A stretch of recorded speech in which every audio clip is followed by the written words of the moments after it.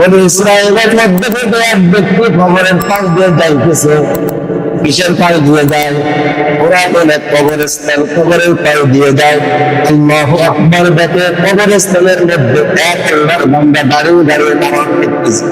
সুবহানাল্লাহ বলেন। কি করতেছে? কবরের মধ্যে দাঁড়ায় দাঁড়িয়ে নামাজ পড়তেছে। এটা সাধারণ ব্যাপার? কথা বলেন, এটা সম্ভব ব্যাপার না অসম্ভব ব্যাপার? আশ্চর্য ব্যাপার না? কর্তব্য বিমল হয়ে গেলেন কি ব্যাপার? জীবনে অনেক কবরস্থান দেখেছি, অনেক মুক্ত ব্যক্তি দেখেছি, অনেক পুরাতন কবরের পাশ দিয়ে গিয়েছে, কিন্তু কোনোদিন কবরস্থানের মধ্যে কবরের মধ্যে কোনো ব্যক্তিকে নামাজ পড়তে দেখে নাই। আল্লাহর বান্দা দাঁড়িয়ে গেলেন, যাওয়ার পরে কবরস্থানে সালাম দিলেন, আসসালামু আলাইকুম ইয়া আহলাল কবর। হে কবরবাসী, আমি তোমার উপরে সালাম দিলাম। আল্লাহ তাআলার পক্ষ থেকে আল্লাহর বান্দার জবান খুলে গেল, তখন ওই ব্যক্তি বলল, ওয়ালাইকুম আসসালাম ইয়া আব্দুল্লাহ। হে আল্লাহর বান্দা, তুমি কি বলতে চাও? আল্লাহর বান্দা বলে, ও মৃত ব্যক্তি ভাই, তুমি না মারা গেছো, আমি কত কবরস্থান দেখলাম, কত কবরের পাশ দিয়ে গেলাম, কিন্তু কোনোদিন কোনো কবরস্থানের ব্যক্তিকে নামাজ পড়তে দেখি। আমি আজকে কি দেখলাম, তুমি কবরের মধ্যে কেন নামাজ পড়তেছো? কারণ তুমি কতদিন ধরে নামাজ পড়ো? কতদিন ধরে নামাজ পড়ো? আল্লাহর বান্দা বললেন, আমি তোমায় বলে নাই, 100 নয়, 200 নয়, 400 বছর ধরে আমি নামাজ পড়তেছি। আল্লাহু আকবার। আলহামদুলিল্লাহ, সুম্মা আলহামদুলিল্লাহ। শুকর আদায় করছি সেই রব্বুল কারীমের দরবারে, আল্লাহ আলামিন আমাদেরকে দয়া করে, মায়া করে, মহব্বত করে, মেহেরবানি করে তার মহারকম সালাতুল জুমা আদায়ের মধ্যে দুনিয়ার সকল কাজ কর্ম ছেড়ে, দুনিয়ার সকল ব্যস্ততাকে উপেক্ষা করে এই মুহূর্তে যে সালাতুল জুমা আদায়ের জন্য আমরা আগে মসজিদে আসতে পেরেছি, বসতে পেরেছি, কিছু দিনের কথা বলার এবং শোনার সৌভাগ্য যে রব্বে কাবা করে দিলেন, সেই আল্লাহ সুবহানাহু ওয়া তাআলার দরবারে সকলে শুকরিয়া আদায় করে বলে আলহামদুলিল্লাহ। আর বলে বলে আলহামদুলিল্লাহ।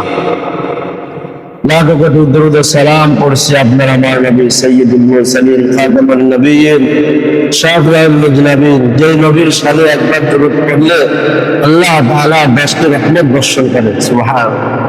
যে নবীর প্রতি ভালোবাসা আর ভক্তি নিয়ে একবার দরুদ পড়লে আল্লাহ তাআলা 10টি গুনাহ বান্দার মাফ করে দেন। সুবহানাল্লাহ। যে নবীর প্রতি একবার দরুদ পড়লে আল্লাহ তাআলা বান্দার জান্নাতের মধ্যে 10টি মর্তবা আল্লাহ উঁচা করে দেন। সুবহানাল্লাহ। সেই নবীর প্রতি দরুদ পড়ছি সাইয়্যিদুল মুরসালিন খাতামুন নবিয়্যিন শাফিউল মুজনাবিন জনাবে মুহাম্মদুর রাসূলুল্লাহ সাল্লাল্লাহু আলাইহি ওয়াসাল্লাম। সেই সমস্ত মহামনুষ্যদের জন্য সোনালী যুগের সোনালী মানুষ হযরত সাহাবায়ে কেরাম রাদিয়াল্লাহু আনহুম আজমাইন, যারা দিনের জন্য ছিলেন মধ্যে মুজাহিদ, দুনিয়াকে বিজয়ের জন্য বুকের কাঁধে রক্তকে ঢেলে দিয়ে আল্লাহর জমিন আল্লাহ দিনকে বাস্তবায়ন করে গেছেন, সেই সমস্ত সোনালী যুগের সোনালী মানুষ যে যেখানে আল্লাহ পাকের দিকে ছাড়া দিয়ে ঘুমিয়ে আছেন, আল্লাহ পাক সকলকে জান্নাতের উচ্চ স্থান দান করুক। সকলে বলে আমিন। সেই সাথে সাথে আমাদের পিতামাতা সহ মুরব্বিয়ান একরাম মুস্তাশ সমতুল্য হযরত আসাদিজা, যে যেখানে রব্বে কারীমের ডাকে সাড়া দিয়ে ওই দুনিয়ার জিন্দেগি ত্যাগ করে পরকালীন জিন্দেগিতে পাড়ি দিয়েছেন, আল্লাহ পাক সকলকে জান্নাতের মেহমান হিসেবে কবুল করো। সকলে বলে আমিন। সম্মানিত হাজিরিন, মসজিদে আমি আসতে পারি না, কে নিয়ে আসছে? আরো যারা বলেন কে নিয়ে আসছেন? কারণ আপনার আমার মতো অনেক মানুষ দুনিয়ায় আছে, আছে না নাই? আছে না নাই? বলে একটা পরিস্থিতি নিয়েছেন যে এখন জুমার নামাজ পড়তে যাবো, এই কাজটা একটু অল্প করি, তো তাদের মধ্যে থেকেও আল্লাহ তাআলা আমাদেরকে আগ্রহে নিয়ে আসছেন। এই জন্য করে আরেকবার বলে আলহামদুলিল্লাহ। অনেক মানুষ এই সময় গুনাহের কাজে লিপ্ত, আছে না নাই? অনেক মানুষ অসুস্থতার বেড়ে, আছে না নাই? অনেক মানুষ মৃত্যুর সজ্জায় কাতরাইতেছে, কথা ঠিক কিনা? আবার অনেক মানুষের জন্য এই দুনিয়ার জিন্দেগিটা এখনো দুনিয়ায় রুহু দেহ আছে কিন্তু রুহু নাই। তারা ওই খাটিয়ায় শুয়ে আছে, জুমার নামাজ অপেক্ষা করতেছে যে নামাজ হয়ে যাবে আর মুসল্লিরা যে তাকে চিরতরের মতো বিদায় দিয়ে ওই বাগ বাগানে, কলা বাগানে, আম বাগানে মাটি মরি দিয়ে দিতে আসবে। কথা ঠিক কিনা? তো আল্লাহ তাআলা যে সমস্ত বিপদ আপদ ঝঞ্ঝাট ঝামেলা থেকে মুক্ত করে যে রব্বে কারণের জুমার নামাজ আদেশ ছিল, সে আদেশ পালন করার জন্য আসতে পেরেছি, বসতে পেরেছি, এজন্য করে আমরা খুশি না বেজার? খুশি হওয়ারই দরকার। কারণ কি, মুমিন বান্দা যখন ভালো কাজ করে, নেক কাজ করে, তখন তার দিলটা খুশি হয়ে যায়। সুবহানাল্লাহ। আর যখন কোনো বান্দা বান্দি ভালো কাজ করে, শুধু তার দিল খুশি হয় না, তার রব তার উপরেই খুশি হয়ে যায়। সুবহানাল্লাহ। আল্লাহ তাআলা আপনাকে আমাকে যে হায়াতের জিন্দেগি দিয়েছেন, হায়াতের জিন্দেগি আপনি আমি যত বেশি থেকে বেশি আমল করতে পারবো, তত আল্লাহ তাআলার কাছে দাবি হয়ে যাবে। সুবহানাল্লাহ। রাসূল বলেন, তোমরা পাঁচটা জিনিসের কদর করো 5 জিনিস চলে যাওয়ার আগে। পাঁচটা জিনিসের কদর করো, 5টা জিনিস কি চলে যাওয়ার আগে। তার ভিতরে 1 নম্বর হলো হায়াতের কথা বলছে। হায়াত কাবিলা মাউতি, তোমার হায়াতকে তুমি মূল্যায়ন করো মৃত্যুর আসার আগে। হায়াতকে মূল্যায়ন করো কি আসার আগে? মৃত্যু আসার আগে। কারণ আমার হায়াতের জিন্দেগিতে যদি আমি আমল, ভালো আমল যদি না করতে পারি, তাহলে আমি কিন্তু মরণের পরে শান্তি পাবো না। কথা ঠিক কিনা বলেন? সুতরাং হায়াতের জিন্দেগি আল্লাহ দিয়েছেন, ওই হায়াতের মধ্যে থেকে বেশি বেশি আমল করতে হবে। এই জন্য রাসূল বলেন, হায়াতুকা ক্বাবলা মাউতিক। নবী সাল্লাল্লাহু আলাইহি ওয়াসাল্লাম বলেন, যখন তোমার হায়াত থেকে মৃত্যু আসবে, তোমার হায়াতের তুমি মূল্যায়ন করো। মুসলমান ভাইরা আমার, হায়াতের বহুত বড় দাম। হায়াত মূল্যবান একটা সম্পদ। এই হায়াতটা কেমন জিনিস, মুফাসসিররা কেমন জানার জন্য একটি উদাহরণ বলেছেন। এই পৃথিবীর ভিতরে দুনিয়ার ভূপৃষ্ঠ প্রতিটা মানুষ দুনিয়ার ইনকাম করার জন্য, দুনিয়ার মধ্যে জীবন যাপন করার জন্য ব্যবসা আছে, বাণিজ্য আছে, চাকরি আছে, খাবার আছে, আমার বলেন বিভিন্ন মানুষ বিভিন্ন পেশার নিয়োজিত। ঠিক কিনা? কেউ চাকরি করে, কেউ ব্যবসা করে, আবার কেউ কৃষি কাজ করে, কেউ করে না। কিন্তু যারা ব্যবসা করে, ব্যবসার কিন্তু একটা মূলধন আছে, আছে না নাই? আছে না নাই বলেন? ব্যবসা যারা করে, যেমন যারা কাঁচা মালের ব্যবসা করে, মনে করেন আজকে কাঁচা মালটা কিনছে, ওই কাঁচা মালটা যদি কেনা হয়, ওই কাঁচা মালটা যদি দিনের দিন বিক্রি না করতে পারে, পরের দিন কিন্তু তার দামটা কমে যায়, যায় কি যায় না বলেন? কিন্তু তারপরে মালটা বিক্রি হয় কি হয় না? হয় কি হয় না বলেন? যারা কাপড় চোপড়ে ব্যবসা করে, বস্ত্র নয়, এই বস্ত্র ব্যবসা যারা করে, তাদের কিন্তু মালটা একদিনে বিক্রি করা প্রয়োজন হয় না। তাদের কিনা? কারণ ওই মালটা কিছুদিন থাকলেও থাকে, থাকে কি থাকে না। কিন্তু এই দুনিয়ার মধ্যে এমন একটা ব্যবসা আছে, যে ব্যবসাটার নাম হলো বরফের ব্যবসা। কিসের ব্যবসা বলেন না? বরফ এমন একটা জিনিস, ওইটা কিন্তু পানি দিয়ে বানায়। আপনারা বরফের মিল দেখেছেন কিনা জানি না, তবে আমি এখন দেখেছি, যেহেতু আমি সাতক্ষীরার মানুষ। আর বরফ আমাদের দিকে বেশি চলে, কারণ মাছ রাখার জন্য। কথা ঠিক কিনা? এই জন্য করে বরফের মিল আমি দেখেছি, পানি দিয়ে বরফটা তৈরি করে। আর ওই বরফের মিল থেকে যখন বরফটা বাইর হয়ে যায়, বন্ধুর ভোট কিন্তু বলা শুরু হয়ে যায়, বিদায় না বলেন? ওই বরফটা যদি সময়ের মধ্যে না বিক্রি করতে পারে, যত সময় অতিবাহিত হয়, বরফ কিন্তু বলতেই থাকে। কথা ঠিক কিনা বলেন? যদি সময়ের মধ্যে বরফ না বিক্রি করতে পারে, ওই বরফটা তখন বরফটা যেন পানিতে পরিণত হয়ে যায়। ঠিক কিনা? মুফাসসিরিন একরাম বলেন, মানুষের জীবন বড় বড় ব্যাপার। যে দিন থেকে দুনিয়ার ভূপৃষ্ঠে আসছে মায়ের গর্ভ থেকে দুনিয়ায় জন্ম গ্রহণ করেছে, ওই বরফ যেমন মেশিন থেকে বাইরে বলা শুরু হয়েছে, আপনার আমার জিন্দিগির হায়াত নামক জিন্দিগি, হায়াত নামক নিয়ামতটাও কিন্তু ওই বরফের মতন বলা শুরু হয়েছে। আমরা কি বলি যে আমাদের বয়স বাড়তেছে, দুনিয়ার হাইটে বয়স বাড়তেছে, কিন্তু প্রকৃত পক্ষে হায়াত বাড়ে না কমে। বর্তমানের হায়াত বাড়ে না কমে। প্রকারের আপনার আমার 60 বছর জিন্দিগি, 50 বছর জিন্দিগি, তার থেকে 30 চলে গেছে, 40 চলে গেছে, সামনে আছে 10 বা 20, পরের থেকে তুই বেশি না কম। কিন্তু আমাদের কর্ম চোখে আমাদের মধ্যে আমি কি বলি, আমাদের হায়াত বাড়তেছে, কিন্তু না না না, প্রকৃতপক্ষে নজর দিয়ে দেখেন, চিন্তা করে দেখেন, হায়াত বাড়ে না, মানুষের হায়াত কমে, ঠিক কিনা? এই জন্য করে মানুষের হায়াতটা হলো বরফের মতন। বরফ যেমন গলতে আছে গলতে আছে গলতে গলতে একদিন শেষ হয়ে যায়, মানুষের হায়াতটা গলতে গলতে গলতে গলতে একদিন মারাত্মক মায়াত আপনার কাছে এসে আমার হায়াতকে শেষ করে দিবে। এই জন্য করে বলেন, তোমার হায়াতের কদর করো, হায়াতের মূল্যায়ন করে মৃত্যুর আগে, কারণ মৃত্যুর পরে যে তোমার হায়াতের কোনো দাম থাকবে না। থাকবে কি বলেন?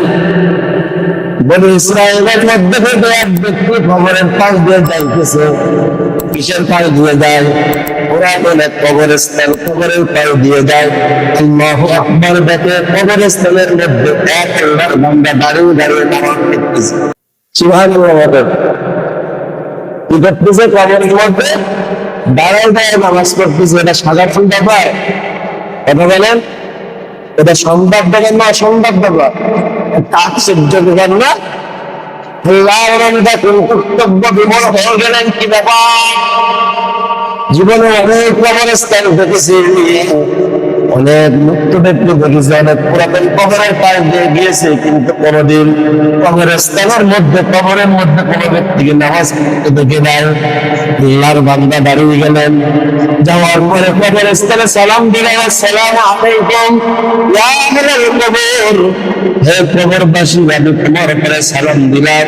আল্লাহ তাআলার পক্ষ থেকে আল্লাহর বান্দার জবান খুলে গেল, তখন ওই ব্যক্তি বলল, ওয়ালাইকুম আসসালাম ইয়া আব্দুল্লাহ, হে আল্লাহর বান্দা, তুমি কি বলতে চাও? আল্লাহর বান্দা বলে, ও মৃত ব্যক্তি ভাই, তুমি না মারা গেছো, আমি কত কবরস্থান দেখলাম, কত কবরের পার দিয়ে গেলাম, কিন্তু কোনোদিন কোনো কবরস্থানের ব্যক্তিকে নামাজ পড়তে দেখি না। আমি আজকে কি দেখলাম, তুমি কবরের মধ্যে কেন নামাজ পড়তেছো? কারণ তুমি কতদিন ধরে নামাজ পড়ো? কতদিন ধরে নামাজ পড়ো? আল্লাহর বান্দা বললেন, আমি এক নয়, দুই নয়, 100 নয়, 200 নয়, 400 বছর ধরে আমি নামাজ পড়তেছি। আল্লাহু আকবার। কয়শত বছর? ঘটনা কি বলবো, শুনতেছেন? বলে 400 বছর ধরে নামাজ পড়তেছি। আল্লাহর বান্দা যখন সুবহানাল্লাহ বলে উঠছি, সাজ্জাদটা জিনিস শুনলে কি সুবহানাল্লাহ বলতে? আল্লাহর বান্দা বলছে, সুবহানাল্লাহ, 400 বছর আপনি নামাজ পড়তেছেন। তখন ওই মৃত্যু ব্যক্তি বলে, শোনো আল্লাহর বান্দা, 400 বছর ধরে নামাজ পড়ি বদল, তুমি যে এখন একবার সুবহানাল্লাহ বলিলেন, ওই সুবহানাল্লাহ বলার এত দাম, এত দাম, এত লোককে আল্লাহ দিয়েছে। আমি তো 400 বছর নামাজ পড়েছি, এই 400 বছর নামাজ এক পাল্লাই থাকবে, আর তোমার জীবিত অবস্থায় সুবহানাল্লাহ থাকবে, সুবহানাল্লাহর পাল্লা ভার হয়ে যাবে। সুবহানাল্লাহ। আল্লাহর বান্দা জিজ্ঞাসা করলো, কারণটা কি? মৃত্যু ব্যক্তির জবাব দেয়, কারণ হলো আমি যেদিন মৃত্যুবরণ করেছি, দুনিয়ার হায়াত যেদিন আমার শেষ হয়ে গেছে, ওই দিন থেকে আমার আমল নামা বন্ধ হয়ে গেছে। কি হয়ে গেছে? মানুষ যখন মারা যায়, যখন মানুষ মারা যায়, তখন সব তার বন্ধ হয়ে যায়। কি হয়ে যায়? ইল্লা মিন সালাসাতিন রাসূল আরবি আমার বলেন কয়টা দরওয়াজা খোলা হবে, কয়টা দরওয়াজা? এক নম্বর হলো যদি তার কোনো নেক সন্তান দুনিয়ার ভূমিষ্ঠ থাকে, এই নেক সন্তান যতদিন দুনিয়ার মধ্যে সৎ কাজ করে, নেক আমল করে, তার একবার তার কবরের ভিতরে তার পিতা শুয়ে শুয়ে পাইতে থাকে। সুবহানাল্লাহ। দুই নম্বরে এমন সাদাকা, এমন দান, বই জানতে হলো যার নাকি জারিয়া হয়ে গেছে।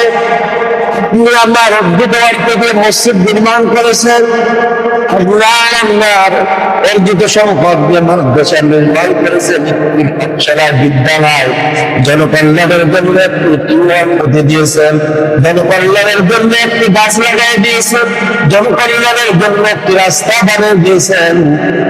রাস্তা বানানো দূরের কথা, আমাদের সমাজে দেখা যায় জনকল্যাণের জন্য রাস্তাগুলো আটকে রাখে এমন আছে না নাই? মানে যে তোমার জমির উপর দিয়ে একজন ব্যক্তি যায়, গাছ জলে, এরকম ভালো মানুষ আপনাদের অঞ্চলে না থাকলে আমার সাক্ষীরাতে বেশ ভালো আছে। তাই আমি বলতেছি আপনাদের দিকটাও ভালো, আপনাদের দিকটা আত্মসম্পদ থাকি দেয়, ভাই ভাইয়ের আত্মসম্পদ থাকি দেয়। আছে এরকম ব্যক্তি, ভালো মানুষ আছে? পিতা সন্তান হক নষ্ট করে, আছে? ভাই বোনের জমি দেয় না, এমন ভালো মানুষ আছে? আমি তো মনে করতাম জীবন গাছের মানুষ অনেক ভালো, জীবন গোছাতেও আছে।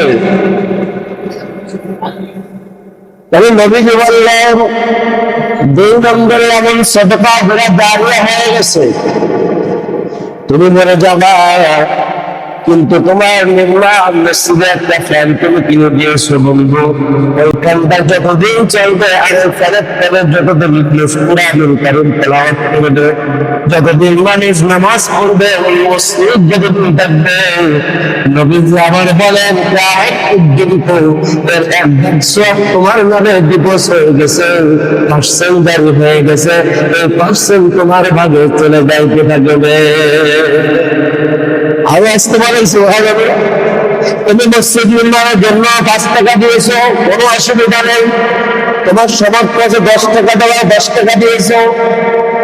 আল্লাহর নবী বলেন শুধু সদকা হিসেবে থাকবে না, যে ব্যক্তি মসজিদ নির্মাণের জন্য সহযোগিতা করবেন, কিয়ামতের ময়দানে জান্নাতের মধ্যে আল্লাহ তাআলা তার জন্য একটি মসজিদ বানায়া দিবেন। এই মসজিদে আমরা সবাই নামাজ পড়ি, আর সেই ঘরে আপনি একা একা থাকবেন। সুবহানাল্লাহ। জান্নাত আল্লাহ তাআলা সবার নামে একটা একটা জান্নাত রেখে দিয়েছেন। সুবহানাল্লাহ। 3 নাম্বার যদি কোনো তিন নম্বর হলো নবী বলেন এমন ইলম যেটা দুনিয়ার মধ্যে তুমি রেখে আসছো। 1 নম্বর হলো নেক সন্তান, 2 নম্বর হলো সাদকাতুল জারিয়া, আর 3 নম্বর হলো এমন ইলম যেটা মানুষের উপকারে আসে। কিসে আসে? উপকারে আসে। যেমন আমি কোরআন শিখেছি, আমার ওস্তাদ আছে না নাই? আছে না নাই বলেন? আমি ইমামতি করা শিখেছি, আমার শিক্ষক আছে না নাই? আবার আমি যে পড়াশোনা করাই, আমার ছাত্র আছে না নাই? এরকম ভাবে যত পালা বদল থাকবে, যত দিনদারি থাকবে, আমার ওস্তাদ যার কাছ থেকে শিখবে, যার ওস্তাদ তার কাছ থেকে শিখছে, এরকম ভাবে শুনে যারা মারা গেছে, আমাদের পক্ষ থেকে একবার সওয়াব আল্লাহ তাআলা তাদের আমলনামায় জারি করে দিয়েছে। আমি এইখানে বসে আপনাদেরকে কোরআন হাদিসের কথা শোনাই, এতে আল্লাহ খুশি হন কি হন না? আল্লাহ সওয়াব দেয় কি দেয় না? আমি নামাজ পড়াই, আল্লাহ সওয়াব দেয় কি দেয় না? আমি কোরআনুল কারীম তেলাওয়াত করি, জিকির করি, দুরূদ শরীফ পড়ি, ওই জন্য আল্লাহ বিনিময় দেয় কি দেয় না? নবীজি আমার বলে আমি একবার যদি সুবহানাল্লাহ বলি, এই সুবহানাল্লাহর মধ্যে আমার ওস্তাদের ভাগ আছে, আমার ওস্তাদের ভাগ আছে। এরকম ভাবে আমার পুরো ওস্তাদরা নবী পর্যন্ত সমস্ত উলামায়ে কেরামের ভাগ আছে। সুবহানাল্লাহ। এমনিভাবে যদি আপনি দুনিয়ার মধ্যে কোনো খারাপ প্রতিষ্ঠান করে যান, আপনার সম্পদ দিয়ে যদি মানুষ গুনাহ করে, আপনার সন্তানগুলো যদি ব্যবসায়িকার হয়ে যায়, খারাপ মনে করে, মারা যাওয়ার পরে ঠিক কবরের মধ্যে আপনার এর সাজা ভোগ করতেই হবে। আমি এই ব্যক্তি কি বলবো যে একবার সুবহানাল্লাহ তুমি জীবিত অবস্থায় বলেছো আমি মৃত্যু অবস্থায় 400 বছর নামাজ পড়ছে, এই নামাজের কোনো মূল্য নাই। সুতরাং বোঝা গেল আমার এই হায়াতের অনেক দাম, এটা ঠিক কিনা? কিন্তু এই হায়াতটা আমরা কি করে দেয়? খেলায় বেলায় খেলায় কাটাই দেয়, কথা ঠিক কিনা?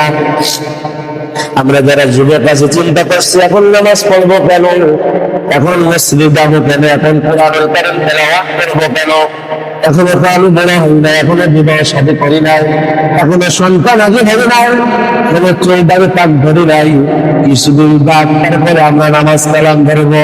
ও যুবক ভাই, তোমার কাছে আমার প্রশ্ন, তুমি মিডিয়া জগতে থাকো, সোশ্যাল মিডিয়ায় থাকো, তোমার সামনে কি এই খবর গুলো আসে না? অমুক জায়গায় মোটরসাইকেল অ্যাক্সিডেন্টে যুবক মারা যায়, অমুক জায়গায় যুবক মারা যায় অ্যাক্সিডেন্টে, অমুক জায়গায় যুবক ডুবে মারা যায়। তোমার এলাকায় নজর দিয়ে দেখো তুমি যাদের সাথে শৈশব থেকে কৈশোরে চলে গেছো, তোমার বয়সে কত মানুষ দুনিয়ার থেকে চলে গেছে, চিন্তা করে দেখো এই হায়াতের কি কোনো গ্যারান্টি আছে? বলেন, কোনো গ্যারান্টি নাই। এই দুনিয়াটা হলো একটা মিথ্যার জগৎ, স্বপ্নের জগৎ। স্বপ্নের ঘরে আমরা যেমন দেখি কোনো বিমান চড়তেছি, রকেট করতেছি, এই স্বপ্নের ঘরে দেখি বাইক চালাইতেছি, আসলে কি বাইক চালাই? ঘুম যখন ঘুরে যায় দেখি সব পুলিশ হয়ে যায়। ঠিক দুনিয়ার মধ্যে আমি চিন্তা করছি 1 লাখ টাকার মালিক হয়েছে, কিভাবে আমি 2 লক্ষ টাকার মালিক হইতে পারে? বর্গে 2 লক্ষ টাকার মালিক হয়ে যেতে পারে, কিন্তু আমি কিভাবে কোটিপতি হইতে পারে? যে 1 বিঘা জমি করেছে তার ভাগটা কিভাবে 2 বিঘা জমি করা যায়? সেটা হালাল পন্থায় হোক, বোনের জমি ফাঁকি দিয়ে হোক, ভাইয়ের জমি ফাঁকি দিয়ে হোক, বন্ধু ফাঁকি দিয়ে যত এই দুনিয়া তোমার টার্গেট না, তোমার আমার টার্গেট হলো আখিরাত না। কিন্তু আমরা আমাদের টার্গেট হারিয়ে ফেলেছি। হারিয়ে ফেলেছি বলেন? কাক দেশে ময়ূরের নাচ দেখি। কিসের নাচ? ময়ূরের নাচ। বলেন তো কাক কোনদিন ময়ূরের নাচ দিতে পারে? ময়ূরের তো বিশাল পাগলা আছে, ময়ূর দেখেন পাগলা খাওয়ার রেখেছেন, কত সুন্দর দেখা যায়, কথা ঠিক না? রেস গুলো কত সুন্দর, কত সুন্দর বলে। তাহলে কাক দেশে কি করতে? ময়ূরের নাচ দিতে। বলেন তো কি কাকের নাচ কি ময়ূরের মতো লম্বা? কত বলেন? কোনদিন ময়ূরের নাচ দিতে পারে? এখন ময়ূরের নাচ দিতে গেলে ওর নিজের নাচটাও ভুলে গেছে। কি করেছে বলেন না? নিজের নাচটাও ভুলে গেছে। ঠিক আমরা দুনিয়ার মানুষ, আমরা দুনিয়ায় আইছে এসে আমাদের যে কীর্তি কালচার, আমাদের যে চালচলন, সেইটা না দিয়ে আমরা বেধর্মীদের চালচলন ওই তাদের মতন ময়ূরের নাচ দিতে গেলে আমাদের নাচটাও আমরা ভুলে গেছি। কথা ঠিক কিনা? কথা ঠিক কিনা বলেন? আল্লাহ বানাইছিল আমাদের আল্লাহর ইবাদত করার জন্য, কিন্তু আমরা এসে ইবাদত করি না, এই শয়তানের গোলামি করি। ঠিক কাক যেমন ময়ূরের নাচ দিতে গেলে নিজের নাচটাও ভুলে গেছে, আমরা মানুষ ঠিক আমাদের নাচকে ভুলে গেলে শয়তানের নাচ আমরা ভুলে গেলাম। যে কথা ঠিক কিনা? এই জন্য করে আল্লাহর নবী বলেন 5টা জিনিস দেওয়ার আগে 5টা জিনিসের কদর করতে হবে। তার মধ্যে 1 নাম্বার হলো তোমার হায়াতের মূল্যায়ন করে মৃত্যু আসার আগে। কথা ঠিক কিনা বলেন? আবার এই হায়াতের জিন্দিগিতে দেখেন ছোট হোক বড় হোক, মহিলা হোক পুরুষ হোক, নারী হোক পুরুষ হোক, আগের বালক যখন আমরা হয়ে যাই আমাদের মধ্যে আমরা গুনাহ করে কি করি না? আরে বলেন গুনাহ করে কি করে না? যারা বলছেন না তারা মনে হয় গুনাহ করেন না। হ্যাঁ, সবাই কিন্তু কিছু কম বেশি গুনাহ আছে না? চোখের গুনাহ, হাতের গুনাহ, কানের গুনাহ, জবানের গুনাহ, পায়ের গুনাহ, দেহের গুনাহ আছে না ভাই? আছে না? বলেন এই গুনাহ করে 24 ঘন্টা, কিন্তু তওবা করলে 1 ঘন্টা। কথা ঠিক কিনা? আবার এদিকে গুনাহ জারি রাখি আর জবান দিয়ে শুধু আস্তাগফিরুল্লাহ আস্তাগফিরুল্লাহ করি। কথা ঠিক কিনা বলেন? বাড়ি যে সুদের টাকা গুলি, ঘুষের টাকা গুলি, বোনের সম্পদ ফাঁকি দেয়, ভাইয়ের সম্পদ ফাঁকি দেয়, নিজের মেয়ের সম্পদ ফাঁকি দিয়ে ছেলের সম্পদকে বাড়িয়ে দেয়। এমন ভালো আল্লাহর বান্দা আছে না নাই বলেন? আর মসজিদে এসে কপাল ধরে নেয় আর বলে আস্তাগফিরুল্লাহ আস্তাগফিরুল্লাহ। তুমি 1000 বার মৌত পর্যন্ত আস্তাগফিরুল্লাহ বলবা, এই আস্তাগফিরুল্লাহ 1 পয়সা দাম নাই। বলো, এবং তুমি তো ফাঁকি দিচ্ছে মানুষকে, তুমি যত কপাল ঠোকো না কেন কোনো কাজ হবে না। সব 20 গোনার মধ্যে নিমজ্জিত আসলে নাই। এজন্য করে আল্লাহ বলেন, বান্দার তুমি 24 ঘন্টা গোনা করে করে তুমি নাপাক হয়ে গেছো। বলেন তো দেখি আল্লাহর জান্নাত পাক না অপবিত্র? পাক না নাপাক? করে বলেন। আল্লাহর জান্নাতে যাইতে চাই কি চাই না? তাহলে আল্লাহর জান্নাতে যদি যাইতে হয় তাহলে কি নাপাক অবস্থায় জান্নাতে যাওয়া যাবে? কথা বলেন। কি অবস্থায় যাইতে হবে? পাক অবস্থায়। নবীজি আমার বলেন, যার কলবের মধ্যে যারা পরিমাণ গুনাহ থাকবে, যারা পরিমাণ অহংকার থাকবে, না থাকবে, ওই ব্যক্তি জান্নাতে যাওয়ার দিনের কথায় জান্নাতের ঘেরানো পাবে না। জান্নাতে যাওয়ার দিনের কথা, জান্নাতের ঘেরানো পাবে না। তাহলে তওবাকারী আল্লাহর কাছে অনেক দাম। আমি আজকে আয়াতটা তেলাওয়াত করেছিলাম তওবা সম্পর্কে। আল্লাহ তাআলা এখানে কি বলতেছেন? সূরা তাহরীমের ভিতরে ঈমানদারদেরকে ডাক দিয়ে, ইয়া আইয়ুহাল্লাযীনা আমানু তুবু ইলাল্লাহ তাওবাতান নাসুহা। আল্লাহ বলতেছেন, হে ঈমানদাররা, হে আমার বন্ধুরা, হে আমার বিশ্বাসী বান্দাগণ, আল্লাহ কতবার নজর দিয়ে ডাক দিলেন। ইমানদার হলে কি বলে বলেন না? কিন্তু আসলে কি আমরা ইমানদার? কথা বলেন। যদি গ্রামে কেউ চুরি করে তাকে আমরা কি বলি? চোর বলি। কেউ যদি জিনা করে তাকে আমরা কি বলি? জিনাকারী। কথা ঠিক কিনা? কেউ যদি ডাকাতি করে আমরা তাকে কি বলি? কেউ যদি চাঁদাবাজি করে আমরা তাকে কি বলি? চাঁদাবাজ। কথা ঠিক কিনা? কিন্তু আমরা 24 ঘন্টা গুনাহ করি, এই দয়ার মালিক কোনদিন আমাদেরকে গুনাহগার বলে ডাক দেয় না। ঠিক কিনা? 24টা ঘন্টা গুনাহের মধ্যে নিমজ্জিত। মানুষ ঘুমায় তাও গুনাহ করে, মানুষ ঘুমের থেকে ওঠে তাও গুনাহ করে, মানুষ কাজ করে তাও গুনাহ করে, এমনকি মানুষ নামাজ পড়ে, নামাজের মধ্যে মানুষের গুনাহ হয়।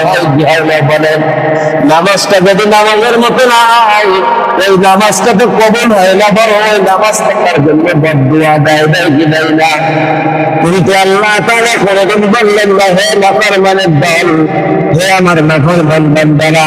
আল্লাহ কত মায়া করে ডাকবেন, ইয়া আইয়ুহাল্লাযীনা আমানু, হে আমার ইমানদার বান্দা বান্দীগণ, হে আমার বিশ্বাসী বান্দাগণ, তুবু ইলাল্লাহ।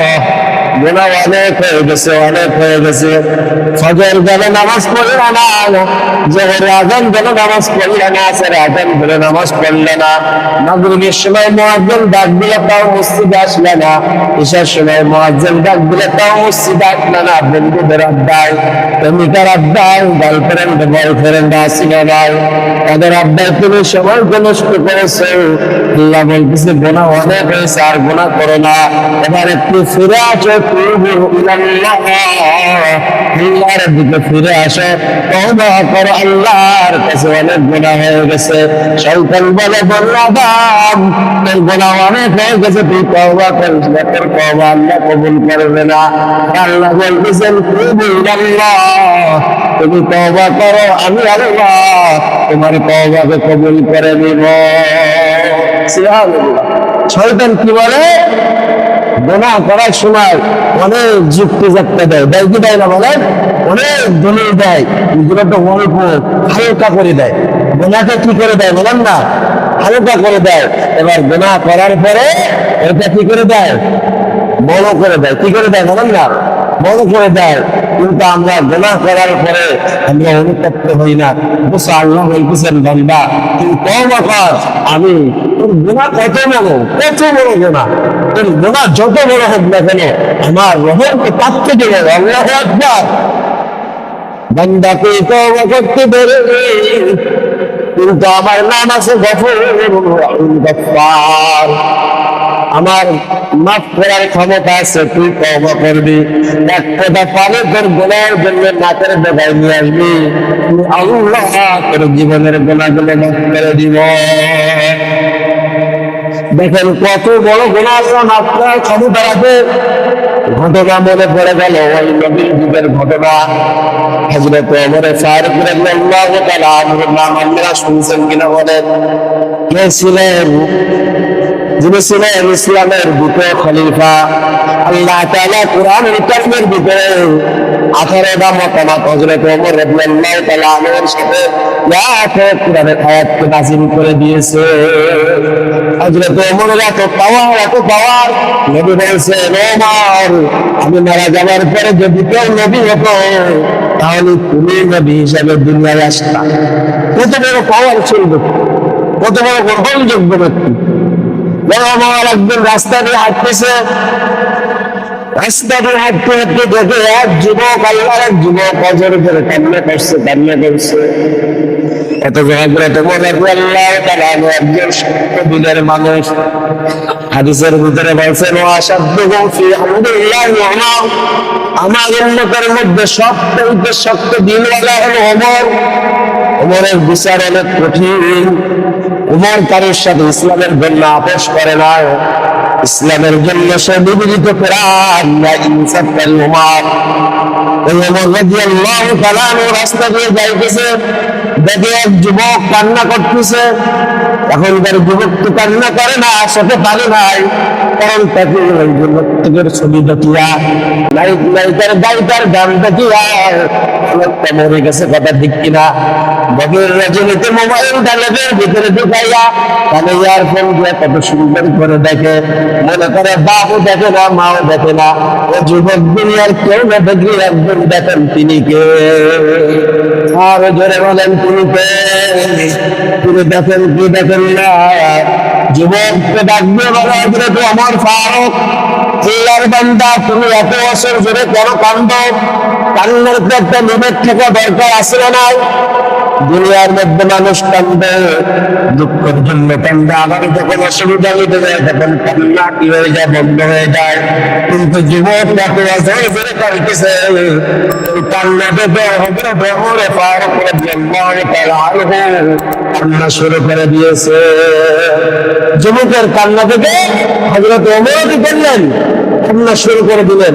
তাহলে এ কি কান্না? হযরত ওমর ফারুক ডাক দিয়ে বলে, যুবক তুমি এত কান্না করছো কেন? তুমি কি গুনাহ করেছো? তুমি কি অন্যায় করেছো যার কারণে তুমি এত কাঁদতেছো? হযরত ওমর ফারুক রাদিয়াল্লাহু তাআলা আমার সাথে যুবক ডাক দিয়ে বলেন, ও খলিফাতুল মুসলিমিন, ও আল্লাহর বান্দা, আপনি আল্লাহর নবীর একজন কাছের সাহাবী, আপনার সাথে আমি একটু পরামর্শ করি। এবার যুবক ডাক দিয়ে বলেন, আল্লাহর বান্দা, আমার পেশা হলো কাপড় চুরি করে খাওয়া। আমি একজন গরিব মানুষ, আমি কোনো কাজকর্ম করতে পারি না। তবে আরবের ভূখণ্ডে যত কবর দেওয়ায় ওই কবর থেকে কাপড় গুলো আমি চুরি করে মার্কেটে বিক্রি করে আমার সন্তান আদি স্ত্রী পুত্রদের আমি খাবারের ব্যবস্থা করে দেয়। কি করে বলেন না? কি করে? সবাই বলেন কি করে? কাপড় চুরি করে। যে ব্যক্তি মৃত্যুবরণ করে কি করে? মাটিতে দাফন করে দিয়ে আসে, রাত্রে কাপড় চুরি করে। আমি তো 3 দিন এলাকার থেকে বাইরে নিল, কথা ঠিক কিনা বলেন? যুবক কি করে? ওই টাটকা কবরে যে কবর ভরে ঘুষের দাঁত থেকে কাপড় খুঁজে নিয়ে এসে কাপড়ের বিক্রি করে। অন্যায়টা সাংঘাতিক নাকি সাধারণ? যুবক ডাকবে বলেন, এই কাপড় চুরি করা হলো আমার পেশা, আমার আগে কেমন চুরি করতে আজকে একদিন ডাক্তারে মাথায় করে আমাদের কবরস্থানে যে দেখে এক যুবতীকে কবর দেওয়া হয়েছে। আমি তোর যুবতীর কাছ থেকে কাপড়টা চুরি করলাম কি তোমার, আমি আমার খাওয়া নষ্ট করে আর কোথায় রাখতে পারলাম না। ওই যুবকের সুন্দর চেহারা দেখে আমি প্রায় মধ্যে মুক্ত হয়ে গেলাম। এক করে যাওয়া আমি তার সাথে আমার চার দৌড়ে মিলন আমি করে ফেলাম। আমার দুঃখের কথা কি বলবো, যখন আমার চাহিদা মিটে গেল আমি কাফনের কাফনটা নিয়ে যখন চলে আসছি তখন ওই যুবতী আল্লাহর বান্দি ডাক দিয়ে বলে, আল্লাহর বান্দা তুমি আমার মৃত্যুর পরেও তুমি আমাকে ছাড় দেবে না, আমার ইজ্জত খরচ করলে তুমি কাল কিয়ামতের ময়দানে আমাকে নাপাক অবস্থায় আল্লাহ কিয়ামতের ময়দানে আল্লাহর আদালতে উঠাইবে। যুবক ডাক দিয়ে বলে, আমার ওই কথা আমি যখন শুনলাম আমার ভিতরে আঘাত আসলো, আমার ভিতরে খারাপ লাগলো। কেমন কথা এই শোনার পর পরে আমি তখন ফেলে দিলাম, দুনিয়ার সব সমস্ত নেশাপান আমি ছেড়ে দিলাম দিয়ে আমি এবার আস্তে আস্তে চলে আসলাম। আমি কালকে সেই জন্য হযরত ওমর ফারুক রাদিয়াল্লাহু তাআলা বলেন, এই গুনাহটা তো সাধারণ কোনো গুনাহ না, অনেক বড় গুনাহ। পবিত্র রাসূলের দরবারে তোমার কি করলেন? ওই যুবক বলল, আমার আমি নিজে যাইতে পারবো না, কারণ আপনার সাথে নবীর সাথে একটা সম্পর্ক আছে না নাই? আছে না নাই? তোমার আপনি যদি আমার জন্য একটা সুপারিশ করেন, নবী আমার জন্য আল্লাহর কাছে দরখাস্ত করবে, আর আল্লাহর নবী যে দোয়া করবে আল্লাহ তাআলা সঙ্গে সঙ্গে কবুল করে নেবে। ওমর বলে, না না, আমি তোমার গুনাহের জন্য আমি কি করতে পারবো না, আল্লাহর নবীর কাছে সুপারিশ করতে পারবো না, কারণ তোমার গুনাহটা অনেক বড় গুনাহ। যখন একটা গুনাহ তুমি যাও, নবীর মনে অনেক দয়া আছে, যদি তোমার প্রতি আল্লাহর নবীর দয়া হয় তোমার জন্য আল্লাহর কাছে দোয়া করতে পারেন, আর যদি আল্লাহর নবী দোয়া করে আল্লাহ ওইটাকে কবুল করে নিবে। যুবক এবার কি করলেন? কানতে কানতে রাসূলের দরবারে চলে গেলেন। যে দেখলেন বিশ্ব নবী সরওয়ারে কায়নাত মসজিদের মধ্যে বসা, যুবক হয়তো মসজিদে ওঠে না। নবীকে দেখার পরে যুবকের কান্নার আওয়াজ আরো বেড়ে গেছে, কারণ যুবকের ভিতরে গুনাহের মজার না, এখন যুবকের ভিতরে শুরু হয়ে গেছে, করলাম কি আমি, কি গুনাহ করলাম? একটা কাফন চুরি করলাম, আমার ব্যক্তির সাথে আমি জিনার ভিতরে লিপ্ত হয়ে গেলাম। আমি নবীর স্বপ্ন দিয়ে কেমনে বলবো? ওই যুবকের কান্না আরো বেড়ে গেছে। নবী এবার বলে, তুমি বিকাশে কাঁদতেছো কেন? অন্য সাহাবীকে বললো, যাও ওকে দেখে নিয়ে আসো, এত কাঁদতেছে কেন? যেমন একটা সাহাবী তাকে ডাকতে গেছে, আরো কান্নার রোল বেড়ে গেছে। যুবক আস্তে আস্তে নবীর সামনে আসছে, তারপরে পুরো ঘটনা খুলে বলছে, আর রাসূলুল্লাহ ইয়া হাবিবাল্লাহ, ঘটনা ঘটে গেছে, আমি এই গুনাহ করেছি, এখন আপনি বলেন আমার গুনাহ মাফ হবে কিনা? নবীজি এবার চিন্তা করে দেখলেন, যুবকের গুনাহ তো সাধারণ কোনো গুনাহ না, একটা তো কঠিন বড় গুনাহ। নবীজি এবার কি করলেন? যুবকের দিকে মুখটা ফিরায় নিলেন। যেই নামাজটা যুবকের চেহারার দিকে নবীজি মুখ ফিরায় নিয়েছেন, যুবকের আর বুঝতে পারি না, আমি যদি এখানে এক সেকেন্ডের জন্য বসে যায়, আর নবী যদি আমার বিরুদ্ধে বদদোয়া করে, এই বদদোয়াটা আল্লাহ কবুল করে নেবেন। সঙ্গে সঙ্গে নবীর দরবার ছেড়ে যুবক হাঁটা শুরু করলেন। কাঁদতে কাঁদতে কাঁদতে কাঁদতে পাহাড়ে চলে চলে গেলেন, যে আল্লাহর কাছে দোয়া করলেন, তোমার দোস্তের কাছে গেলাম, তোমার দোস্ত আমার জন্য ফরিয়াদ করবে না। আল্লাহ যুবকের কাজে অন্যায় করে ফেলেছি, আল্লাহ আমি কাঁদতে কাঁদতে কাঁদতে কাঁদতে তার একেবারে তুলে গেছি। আল্লাহ যদি একটু যাওয়ার কোনো মাধ্যম থেকে আমি সেইখানে চলে যাইতাম, আল্লাহ একটু যাওয়ার ক্ষমতা আমার নাই। আল্লাহ তুমি দয়ার মাফ করে আমার জীবনের সমস্ত গুনাহগুলো মাফ করে দাও। যুবক যখন চোখের পানি ফেলা এই দোয়া করেছে, আল্লাহ তাআলা সঙ্গে সঙ্গে জিবরিল আমিনকে ডাক দিয়ে বলে, ও জিবরিল আমিন যাও যাও নবী মুহাম্মদের কাছে যাও, কথা প্রশ্ন করে। জিবরিল আমিন নবীর কাছে আসছেন, আসার পরে কি করছেন? নবীর হাঁটুর সাথে হাঁটু মিলাইছেন। জিবরিল আমিন যখন নবীর কাছে আসতেন, হাঁটুর সাথে হাঁটু মিলাই রাখতেন। ডাক দিয়ে বলে, ইয়া রাসূলুল্লাহ, ইয়া হাবিবাল্লাহ, এই দুনিয়া কে সৃষ্টি করেছে? আপনি সৃষ্টি করেছেন নাকি আল্লাহ? নবীজি বলে, আল্লাহ সৃষ্টি করেছেন। জিবরিল আমিন প্রশ্ন করে, ইয়া নবী আল্লাহ, এই দুনিয়ার মানুষ আপনি সৃষ্টি করেছেন নাকি আল্লাহ সৃষ্টি করেছেন? নবী আমার বলেন, আল্লাহ সৃষ্টি করেছেন। জিবরিল আমিন আবার প্রশ্ন করে, ইয়া রাসূলুল্লাহ, ইয়া হাবিবাল্লাহ, এই দুনিয়ার মানুষকে রিজিক আপনি দেন নাকি আল্লাহ দেন? নবী বলেন, আমি নাই, এই দুনিয়ার আমাকে আল্লাহ রিজিক দেয়, এই দুনিয়ার সমস্ত মাখলুককে আল্লাহ রিজিক দেয়। তবে জিবরাইল প্রশ্ন হলো, তুমি এতদিন আসছো আল্লাহর পক্ষ থেকে নিয়ে কোনো প্রশ্ন করেন, আজকে কেন প্রশ্ন করতেছ? জিবরাইল আমিন ডাক দিয়ে বলে, ইয়া রাসূলুল্লাহ, ইয়া হাবিবাল্লাহ, কিছুদিন আগে আপনার কাছে আপনার দরবারে একটা যুবক আসছিল, সে গুনাহ করে ফেলেছে, আপনার কাছে তওবা করার জন্য আসছিল। আপনি কি বলেছিলেন? তার জন্য আপনি দোয়া করেন নাই। আপনার দরবার থেকে সে চলে গেছে, যাইতে যাইতে তার আল্লাহর কাছে এমন তওবা করেছে, আল্লাহ তার তওবাকে কবুল করে আমাকে আপনার দরবারের জন্য পাঠিয়ে দিয়েছে। ইয়া রাসূলুল্লাহ, ইয়া হাবিবাল্লাহ, যুবককে খোঁজ করে বলে দেন, আল্লাহ তার জীবনের গুনাহগুলো মাফ করে দিয়েছে। রাসূল আবার কি করলেন? সাহাবীদেরকে ডাক দিয়ে বলেন, আমার সাহাবীরা শোনো, যে কিছুদিন আগে যে যুবক আসছিল, তখন যে যুবক আমার দরবারে আসছিল, এই যুবকের খবর কি কেউ জানো? কেউ বলতে পারে না। আল্লাহর নবী বলেন, যাও যাও, এই যুবককে ডেকে নিয়ে আসো। সাহাবীরা সব চলে গেলেন মাঠে ময়দানে। একজন যাইতে যাইতে একজন পথচারীর সাথে দেখা। এক সাহাবী বললেন, তোমরা কি এমন যুবককে কোনো জায়গায় দেখেছো? পথচারী বলে, এক যুবককে দেখলাম পাহাড়ের চূড়ায় কাঁদতে কাঁদতে, তার চোখ দুইটা বন্ধ হয়ে গেছে, তার চোখের ওইখান থেকে পানি পড়তে পড়তে নালা তৈরি হয়ে গেছে। সাহাবী বুঝতে পেরেছেন ওই হলো আল্লাহর বান্দা। যাওয়ার পরে আল্লাহর বান্দাকে ডেকে নিয়ে আসছেন। বান্দা তো আসে না, কারণ গুলো এখনই মাফ হয়েছে জানে না। না না, আমি রাসূলের দরবারে যাবো না, আমি অনেক বড় গুনাহগার, আমি অনেক বড় কথাকার, আমার এই নফরমানের চেহারা আমি নবীকে আর দিতে পারতে যাবো না, যতক্ষণ পর্যন্ত আল্লাহর পক্ষ থেকে মাফের ঘোষণা না আসবে, ততক্ষণ পর্যন্ত আমি নবীর সামনে যাব না। সাহাবী বলে, আল্লাহর বান্দা আল্লাহর পক্ষ থেকে জিবরিল আমিন আসছেন, আল্লাহর নবীকে জানিয়ে দিয়েছেন, আল্লাহ তোমার গুনাহকে মাফ করে দিয়েছেন।